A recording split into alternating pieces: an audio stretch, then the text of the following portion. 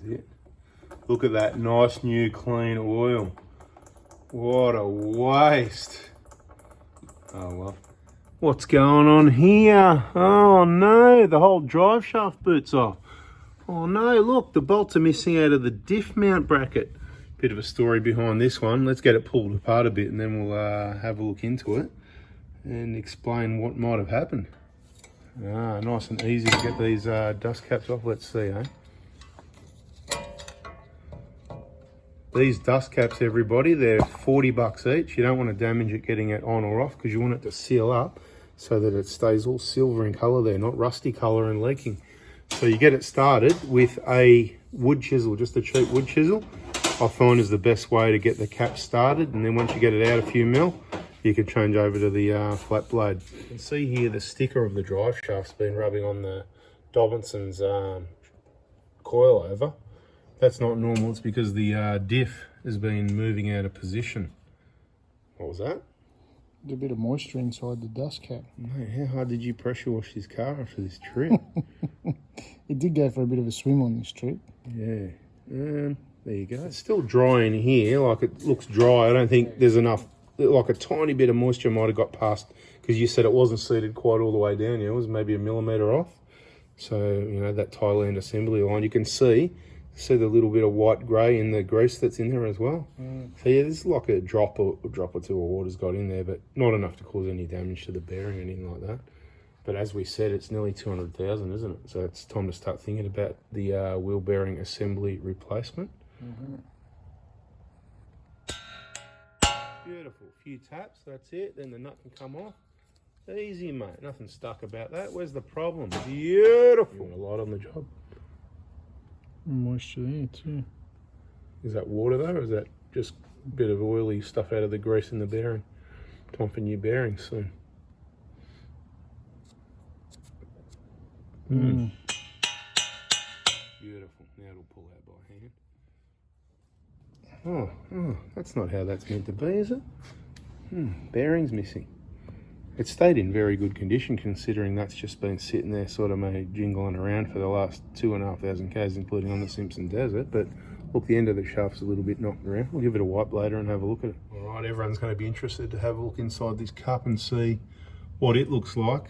Basically, the wheel's turning, which means this shaft's turning, which means that has been in that cup for, or what is it, about 2,500 k's from the middle of the Simpson Desert out to Birdsville, back to Melbourne. Yep. That's what's been going on in there. So, you know,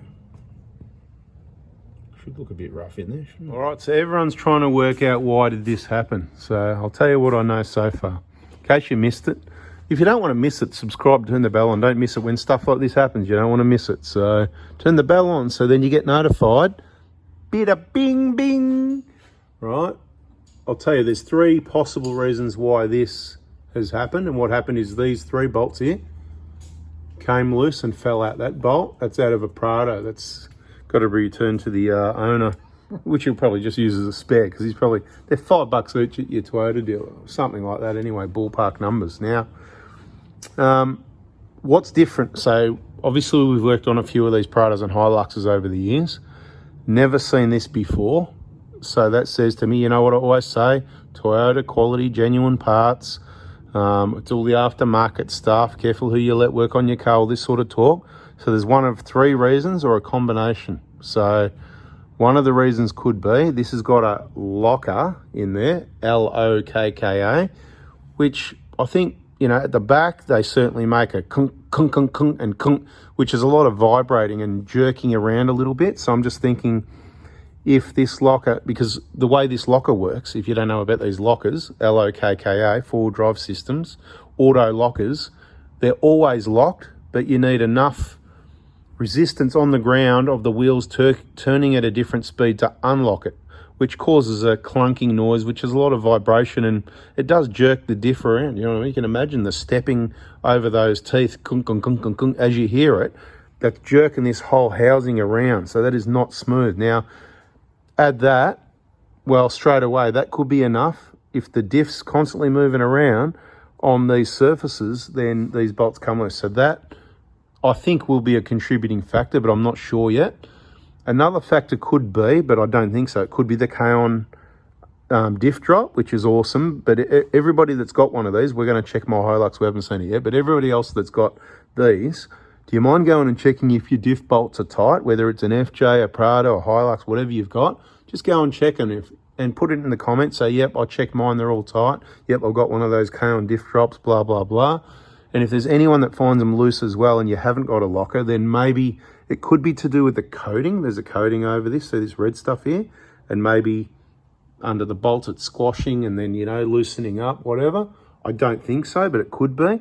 Yes, we're going to put some Loctite on the new bolts. We're going to leave the locker in for a while to see what happens if that's the cause of the problem.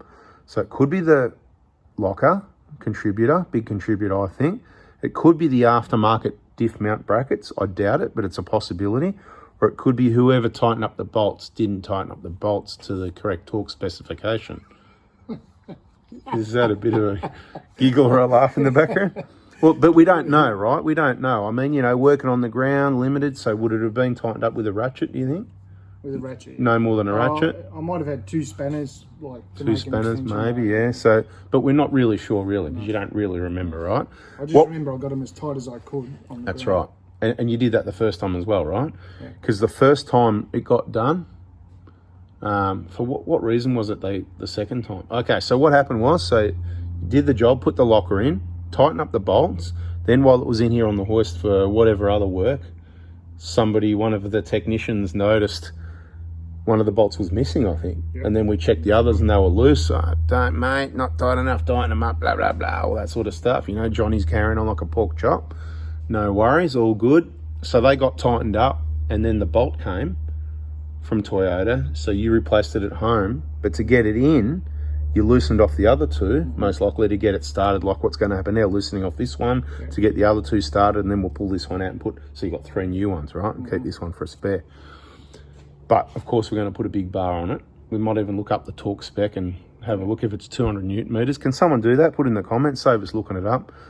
And we'll just put a big bar on it, and we don't have to do any work because, you know, where's that torque spec somewhere? So do that, put that in the comments if you know, but I've got how long is that? What's that? 24-inch bar or something, isn't it? You know, I think that'll get enough torque on it, won't it? So I reckon we crank it with that, and then we're going to keep an eye on it. And if these bolts ever come loose again after that, then it's definitely either the locker or the bracket. I'm going to say most likely the locker. The locker's earmarked for removal anyway because of the things we've spoken about. The constant full drive that you can't really disable causes a few problems on the tracks. Probably a bit of load on the mechanical systems as well, the diff, the propeller shafts and stuff as well constantly. So probably not I think, look, to be honest, I didn't think a good idea at the start, did I, right? Yeah. And what do you think now? Yeah, not a good idea. Yeah, and a lot of someone else we know has taken the front locker out as well because he was that one that was like, it was, you know, everything when he did it was within spec. Everything he checked might have been a bit tight, but it was within spec. But it was making big banging noises unlocking, which isn't going to be good for your driveline. So I don't have a problem with the K-on diff drop. I don't think that's it. I'm just putting it out there. They're the 3 things that I think it could be. So let's get get all this loosened off so we can get these other 2 bolts started because they're not lining up too well at the moment. Well, it's going to be fun. Might have to give those holes a bit of a clean out too. Well, at the moment the diff's twisted. It's just got to twist forward. So once it gets twisted back around to where it's meant to be, it should go all right actually. So yeah, let's get that done before we pop this in a cup of the and make oily mess everywhere and put the new shaft in. So it's cost a drive shaft and 3 bolts. So not too bad. Could have been worse because when that diff is no longer secured, it can come up and hit the sump. But on the Hilux, it's a metal sump at that part anyway, isn't it? Yeah, it's metal. So you're not going to put a hole in the sump like on the Prados. It's an alloy up there. And this part of the diff here can hit the alloy of the sump. I've seen that before. And it can break the sump. And that was, when was that? Because these diff mount brackets can break, so get the K-on ones anyway. Get your K-on ones for the extra strength and the diff drop if you need it, particularly on the Hilux. Not too worried about on the Prados, but you know, each to their own. I'm sure some people have got them. What's this seal look like here? Looks pretty good. No dramas. when changing the wheel bearings, I supply a seal that's better than this one because it's the Prado one. Anyway, bit of corrosion on the starter too. You had any issues with that? There's a bit, just little, probably should be the amount of mud and bloody salty crud and all that. Have a look around this side. Can you see that? Yeah, on that post there. Yeah, that's it. Yeah. So that'll get a good clean up as well, I reckon. Yeah, look at that, see? Not the best. It's a bit grotty. I'd be disconnecting the battery, get that off and give it a good clean up at some stage. Not a big deal. If it's working, it's still working. Pretty clean under here considering it was parked in a swamp. Someone's been doing some cleaning. So we've got the 3 new bolts in and we've given them a bit of a hanging off the bar, and we'll be looking in the comments later to see what the torque spec is, and we'll check it next time when the locker's coming out. But we want to leave it in. We don't think they're going to come loose because there was only one bolt and there was salt lakes and dirty, salty, muddy. It went in the holes and the holes are a bit dirty, a bit rusty, a bit grubby, and these bolts, they're not cross-threaded, but they were hard to get in. So we cleaned the holes out, we put some grease on them, so they've actually been lubed up, but I still don't think they're going to come loose. So we're just got to make sure we tighten everything else up. This one here, it's on a bit of an angle. We think the bracket might have got a little bit bent when the other 3 bolts popped out, and this was the only one left doing all the support, but we've loosened it all off. See, it's on a bit of an angle. We've loosened it all and leave it around best we could, but it's going to sit where it's going to sit. It's probably 3 millimeters, you know, to the driver's side, more than it should be for whatever reason. Could have slightly bent the chassis, you know, that could be the problem. So that's probably what I think's happened. The 3 bolts there, not there. So the whole diff, the load on the diff's just, you know, it's all gone onto this one, and it's gone sort of like that. And it's probably bent the seating area of the chassis up there, right? Because it's only kind of, it's not top to bottom. See, it's right up deep up in there. So up here on this material, it's probably bent slightly like that. So it's more of a looks bad than it is. It's not going to matter, but that's what's happened, I believe. Yeah. I've got the earmuffs on now. What the? What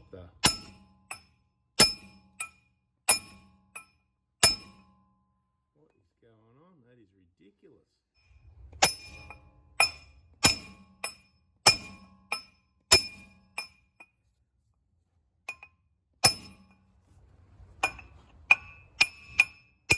That's it, beautiful. Wow. That was unusual. So what I had to do, we put a lever on here at the same time as tapping it. To be honest, I've never had to do that before. That is bizarre. That is ridiculous. So there you go. Anything can happen.